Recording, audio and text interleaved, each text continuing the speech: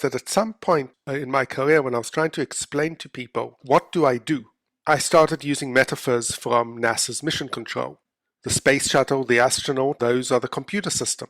And I work with the people in mission control who make sure that they get to where they have to get to and that they return safely.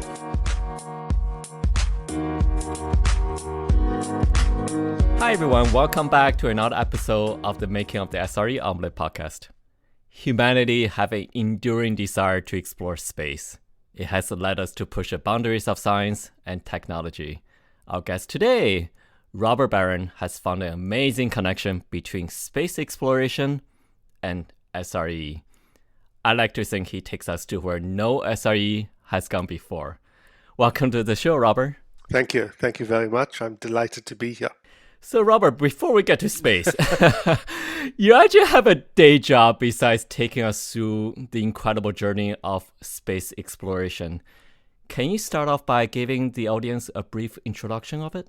Yes, I work at a small company called IBM, and I've actually just celebrated 15 years at IBM, and I've changed a couple of jobs, but always in the domain of operations, service management, site reliability engineering. What I'm currently doing is I'm in the internal CIO office. I'm an SRE architect helping other people be better SREs, supporting the systems that IBM supplies its own employees. Because everyone thinks about IBM as supplying software and technology to the world, but also has to do it internally. And we've got 300,000 employees, more or less. So that's a very large IT shop that needs a lot of SREs doing a lot of very good work. That's great. So one can see you as a mentor and coach of SREs within IBM. Yes. Coming back to this episode, Robert, what was your inspiration that has led you to write about space and SRE? Well, I'll be quite honest, and I've been interested in space for longer than I've been interested in SRE. And what happened was that at some point in my career, when I was trying to explain to people, what do? I started using metaphors from NASA's mission control. The space shuttle, the astronaut, those are the computer system. And I work with the people in mission control who make sure they get to where they have to get to and that they return safely. When I was on call, it was just like someone in mission control supporting a mission. And I found out that that metaphor was very powerful and helped explain the things that we were doing. And then when I started feeling the need to write about what I'm doing to share the knowledge, as I went on the journey, and I've been at IBM for 15 years, I had a career in operations before that, operations has changed a lot. And I did start feeling a need to start sharing some of the lessons that I learned and the changes that I saw and the new ways of working, the site reliability way of working. And I just wanted some sort of theme for the lessons that I was going to be sharing. And that's when it hit me, I can use space. That is a wonderful story and great way to give back, share knowledge, and tap back to your other interests. It is also fitting we're in the holiday season, and other SREs may also be trying to explain what they do to family and friends. Robert, what are some of your favorite stories? I actually have 3 stories. Do I have time for 3 stories? We'll make time for this, Robert. Okay. The first story, and this was actually something I wrote about in my very first article. Everyone knows that Neil Armstrong's first words on the moon were, "That's one small step for a man, one giant leap for mankind." What he nearly said was, "The computer rebooted, so I couldn't land." And what happened was, about 30 seconds before they landed on the moon, they started getting error messages popping up in their console. And the error message was 1201, which everyone knows what that means. Oh yeah, obviously. But fortunately for them, back on the ground in Houston, Mission Control, they had SREs who were looking at the system. And what the SREs knew was that 1201 means that the computer is rebooting. Now, a computer rebooting 30 seconds above the ground on the moon is a very, very bad thing. Worse than that, it started rebooting again and again. And got stuck in a loop. Yes, exactly. And the finger was on the abort button to say, we can't land, there's something wrong. But what they did was, while they were watching the computer misbehave, they were also looking at the behavior of the spacecraft as a whole. For as SREs, we've got our golden signals. The throughput, the latency, the saturation, the errors that are being generated by the system. Right. And we can see patterns. If we see that throughput is rising, then it's okay that latency will also rise a little bit together with it, because that's natural behavior. A busy system is a little bit slower. But if we see latency, slowness rising without more users, more load, then that's a problem, because why is the system misbehaving? So for the SREs watching the moon landing, their golden signals were things like the altitude of the spacecraft, the rate of descent, the angle it was flying. And they saw that even though the computer was rebooting, between reboots, it was still controlling the spacecraft in the right way, so it was hitting the golden signals correctly. And what they said was, okay, we don't know why it's rebooting. It's behaving technically. This is an anomaly, which should not be happening. But functionally, from a business perspective, as it were, it's doing the right thing. Meeting success criteria. Exactly. So we can continue. And they told Neil Armstrong and Buzz Aldrin, you can continue. As long as it's rebooting, not all the periodically, as long as the golden signals are fine, you can land.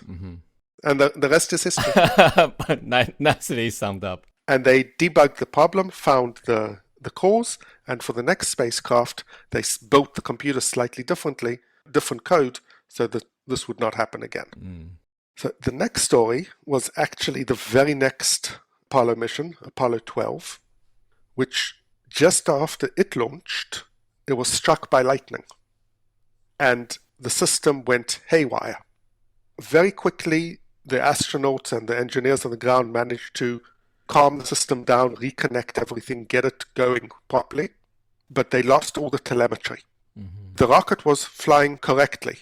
The IBM computer on board the giant Saturn V was controlling it and aiming it, and they were using radar to see that it was flying the way it was supposed to fly, but they were not getting any telemetry onto the ground. And without any telemetry, well, maybe they can get into space, but they certainly wouldn't be able to continue flying to the moon, flying blind. They lost visibility to the systems, metrics. Exactly. They completely lost visibility to the system. And there was one engineer, John Barron was his name, and he noticed a pattern in the lost telemetry. And he remembered that he had seen the sort of pattern of invalid information, invalid data, about a year earlier when he was doing a simulation in Houston, and there was a power failure in the simulation room. And what's the natural thing to do when there's a power failure during your simulation? Is to pack up, have lunch, go home, while the technicians fix it. But what John did was different. He said, wait a minute, why am I seeing this funny, wrong telemetry during just after the power failure? And he went to investigate, and he found out that after a power failure, when the system boots up again, there's a chance that it will go into a specific failed state that will show you this information. And there's a particular button switch in the system that you can flick, and that will give you back your telemetry, return it to the right state. And he gave the command. It's a very famous command to Apollo buffs. It's called SCE to aux. And it meant as much to most of the people who heard the command as it does to you, because it's this obscure little switch that of the 3 astronauts on the spacecraft, only one of them knew where it was. And they flicked the switch, and that solved the telemetry problem. And they checked out the spacecraft and flew to the moon. Robert, next time my system going to debug mode, give me all the logs, error logs, I'm going to look for that switch. Yes. The reason I like this example is because John Barron was an outstanding SRE. He was super technical, knew everything about the systems that he was responsible for, but he didn't stop there. Whenever he saw something that he couldn't explain, from whatever reason, from whatever domain, he had to understand, why did this happen? How did this affect? He was curious. Exactly. Yeah. He was curious about everything related to his domain wherever it occurred. And this led to him saving a mission. Right. Love that story. The third story is a much more recent story, which is a little bit of an opposite example. This is the story of the James Webb Space Telescope. It's the successor to Hubble as the flagship astronomical observatory in space. It was launched in December of last year, and it spent 6 months in its operational checkout. Just like every good SRE won't allow something to go into production without doing a lot of validation tests along the way. Webb telescope had 6 months of these validation tests, and since then it's been returning fantastic discovery after fantastic discovery down to Earth, revolutionizing a lot of the astronomy and science that we know about. It's a wonderful success, but the James Webb Space Telescope was something like 20 years of development. It cost $9 billion to build, and the expectation is that 5 years of operation will cost another $1 billion. During the deployment, during the launch, there were over 300 single points of failure. Technical and hardware and all sorts of things that had to go perfectly. It was so large that it had to be folded up in the rocket that launched it, and then it unfolded like a flower in space and did origami. Yeah, exactly.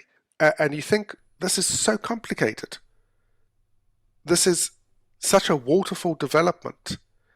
This really has no error budget whatsoever. And it cost $10 billion. And the point is that the reason this is a good SRE lesson is because it's all about what not to do. You don't need 100% availability. Don't develop one system over 2 decades and launch it with one opportunity. All your eggs in one basket, all overwhelming complexity. They had to develop so many new technologies. But it was justified because the James Webb Space Telescope is a once-in-a-generation project. And they couldn't develop 6 small telescopes and achieve what it did. They had to go big, or otherwise they would not achieve their success criteria.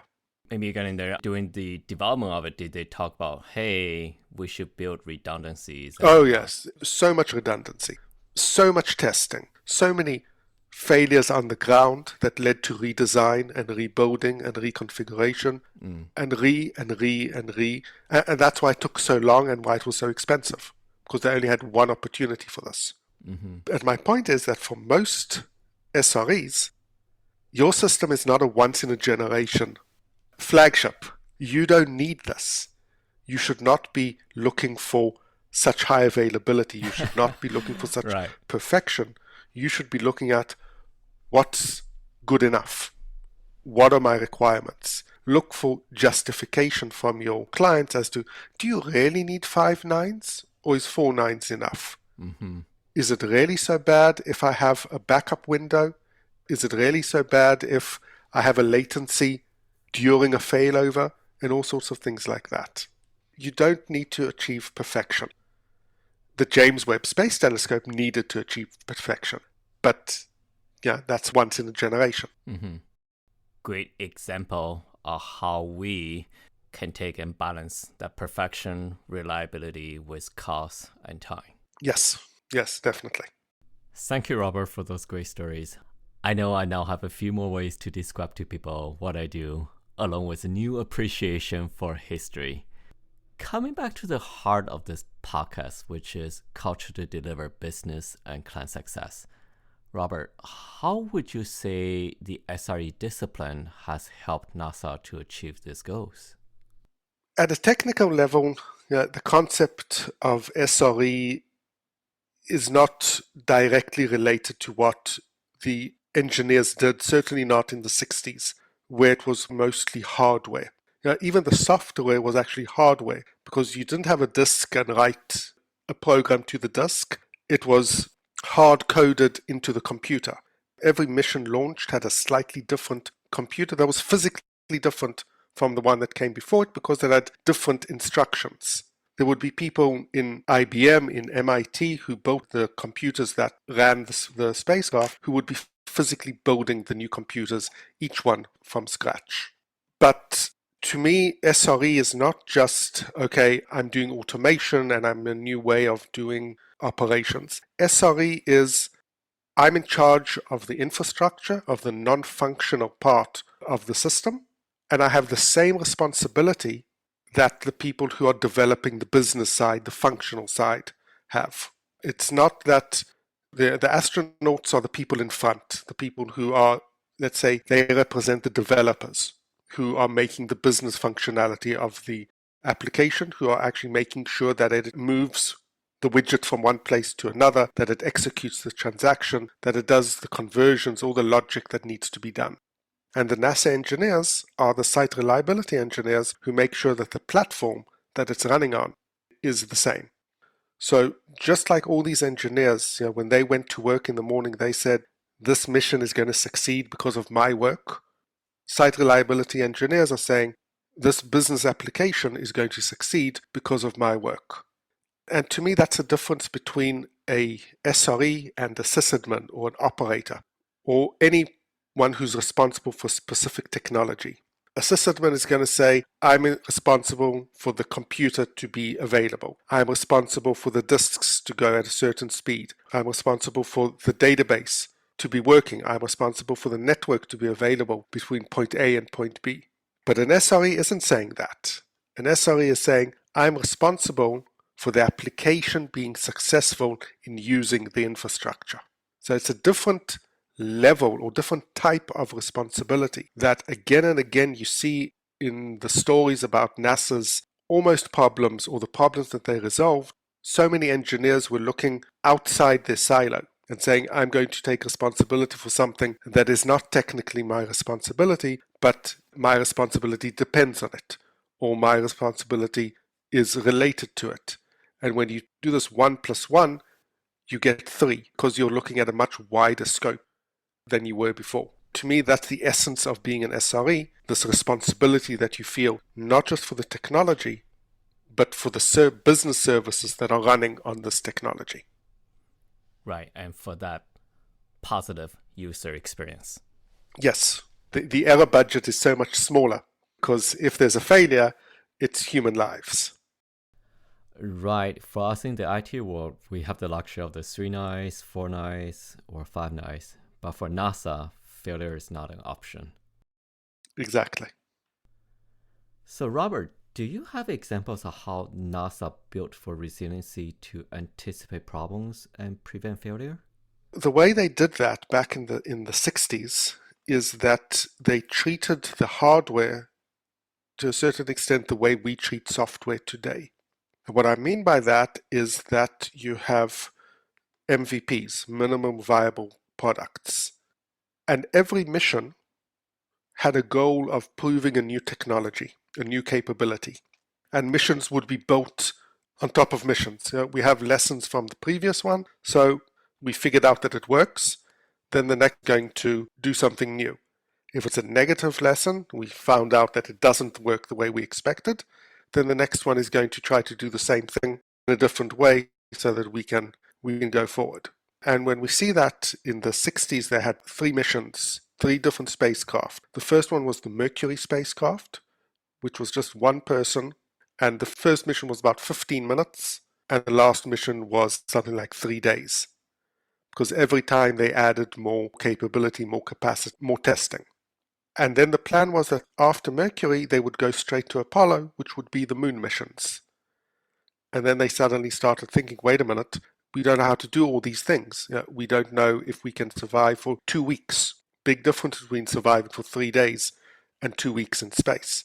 We don't know how to maneuver in space. We don't know how to communicate between 2 spacecraft. And if we go straight to the moonshot with all these unknowns, it's going to be very difficult to achieve that. So they developed a whole new spacecraft called Gemini, which would sit in the middle between Mercury and Apollo, which would prove out all the stepping stones required to get to the moon. So they were absolutely working the way that we do today with MVPs, fail fast, all the concepts that we talk about. Even chaos engineering, let's take an empty spacecraft and see what it takes to destroy it. They were doing all the things exactly the way we do them, but instead of having containers that you can spin up in seconds, they were using much more expensive physical spacecraft. The concepts and the principles of fail fast, of do experiments, of chaos engineering, as it were, are exactly the same concept that we have today. That is a great lens and draws a parallel of what we do to rocket science. Robert, how can SRE be inspired from the mindset that failure is not an option for what we do? The key concept to remember with failure is not an option is that it's not that there is no failure, because there's always going to be failure of components, of subsystems. Failure is not an option for the overall system. That's very much a part of modern operational development. When you say, okay, I don't want active-passive backups anymore. I want active-active. So that if there is a failure in some component, the system as a whole will continue working. If a destination for a queue is blocked, I don't want to lose the messages. I want to queue it up. I want to send them to a backup location. I want to send some sort of message, hey, there's some sort of delay, so that he knows that there's not a failure. It's a slightly degraded experience, let's say. And again, this happens in space as well. The classic example of a failure that was not a failure in space is Apollo 13, where an explosion halfway to the moon crippled the spacecraft, but they managed to return safely to Earth. So from the perspective of, did they achieve the functional requirements of getting onto the moon, exploring the moon, doing experiments, bring back rocks? No. But from the requirements of bringing the astronauts back safely, they did succeed. So the subsystems, let's call it the subsystem of landing on the moon, failed, but the overall system of bringing the astronauts back alive succeeded. And other ways of looking at it. Let's take the International Space Station. The astronauts need air on the International Space Station. So they've got a number of oxygen generators. But sometimes the oxygen generators fail. So you can say that they don't have 100% uptime. But the point is, they don't need 100% uptime because there's still oxygen in the space station itself that will last enough time for the astronauts to fix the broken... To recover. Exactly. So they don't have 100% uptime for every component, but there are enough redundancies, there are enough backup plans, there are enough ways of doing it in different ways that failure will never become the option. There will always be something along the way that will remediate the problem well enough for them to continue. That is such an insightful perspective. I can totally see you use those stories to explain what you do and what we do. And that goes forward to our day-to-day systems where, yes, we cannot reach 100% availability. We can't afford 100% availability. We don't even need 100% availability usually. The reason I use space as an example is aspirational. We can't achieve 100%, but what can we achieve? What would we do if it was necessary? What sort of solutions could we think of which will allow us to remediate the problems fast enough that our 3 nines, 4 nines will be good enough to make sure that, yes, we have failures in the subsystems, but we don't have overall failures. Speaking of inspirations, Robert, what words of wisdom do you have for practitioners looking to get into SRE? Curiosity is what keeps you with the technical vitality that you need. If you're not curious, if you have to force yourself to learn something new, then it's going to be very difficult to learn something new. If you keep on going back to your comfort zone, and I'm not talking about chasing new technologies. I'm talking about something like security by design or build to manage. All these things are not new, but for much too long, sysadmins and operators could get away with being in their corner of the world and saying, no one really cares about how our tools work. We could build something of our own using new technology, old technology, doesn't matter. But today, these tools have to be integrated with the rest of the organization because you want developers to be able to have access to your tools as well so they can solve problems. So it has to work in the same way with the same standards as theirs. You have to be up to date on software engineering concepts because that's what your clients expect from you. And if you don't have this curiosity, it's going to be much more difficult. The flip side of the curiosity is the responsibility, which is what's driving you to do better all the time and keeps your curiosity aimed in the right direction.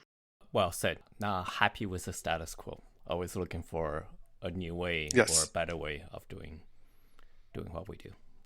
Yes. If it's just curiosity, then you might be over-engineering. You might be going down a rabbit hole that is not really relevant. Right. You balance that with responsibility to make sure that you're driving your curiosity in the right directions. And as you said earlier, to challenge that success criteria so we do just enough to keep the system reliable. Yes, because that's your responsibility to keep the system reliable in the best possible way, not in the most extreme possible way or most expensive possible way. Right. In closing, Robert, let's go back to the inspiration of this podcast. What would you say is the ingredient and recipe for organizations, and that could be NASA or it could just be a small company called IBM, to achieve the SRE outcome of delivery business and client success? For me, to achieve SRE is both a top-down and bottom-up. Business has to say that they're invested in SRE. The business has to say that we're going to be developing our applications in a way that is manageable, in a way that is supportable, that the way that will enable SREs to make the most out of it.